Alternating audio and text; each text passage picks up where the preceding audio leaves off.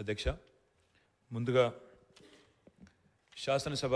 అధిపతిగా ఎన్నికైన మీకు హృదయపూర్వకంగా మా పార్టీ పక్షాన మా అందరి పక్షాన కూడా హృదయపూర్వకంగా మీకు అభినందనలు తెలియజేస్తూ మా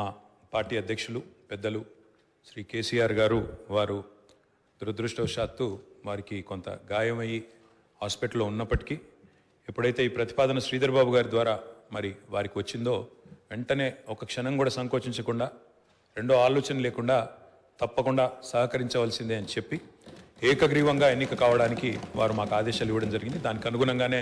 నిన్న మీ నామినేషన్లో కూడా మేమందరం కూడా పాల్గొనడం జరిగింది. అధ్యక్ష, మీతో వ్యక్తిగతమైన అనుబంధం కూడా నాకు చాలా ఉంది. మీరు 2009 శాసనసభకు ఎన్నికైన నాడు నేను కూడా మీతో పాటు సహచర శాసనసభ్యుడిగా ఉన్నాను. ఆనాడు తెలంగాణ ఉద్యమంలో కూడా మీరు మీ వంతు పాత్ర పోషించినారు.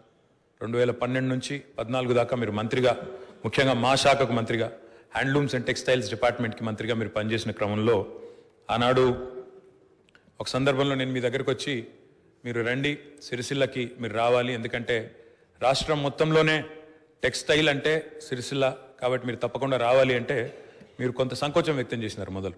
మరి ఇప్పుడు ఉద్యమం ఉధృతంగా ఉంది, నేను మంత్రిగా ఉన్నాను, ఈ సమయంలో వస్తే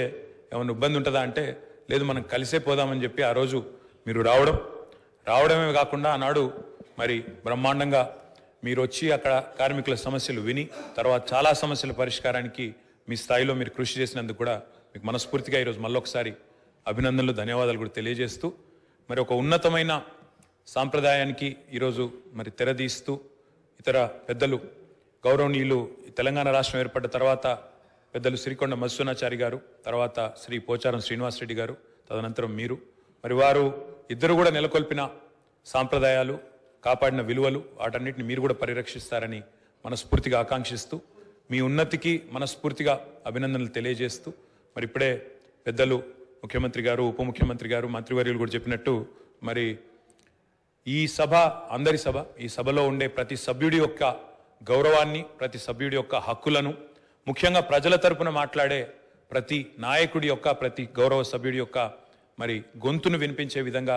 ఆ బాధ్యత మీరు తప్పకుండా సమర్థవంతంగా నిర్వహిస్తారని మనస్ఫూర్తిగా ఆశిస్తూ మరి ఒక సామాన్య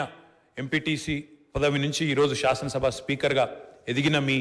జీవితం ఏదైతే ఉందో, రాజకీయ ప్రస్థానం ఏదైతే ఉందో, ఇది చాలా మందికి తప్పకుండా స్ఫూర్తిదాయకంగా ఉంటుందని చెప్పి మనసారా ఆకాంక్షిస్తూ మీ బాధ్యతలో మీరు 100% విజయవంతం సాధించాలని మా పార్టీ తరఫున కూడా కోరుకుంటూ మళ్ళొకసారి మీకు అభినందనలు అధ్యక్ష. Thank you.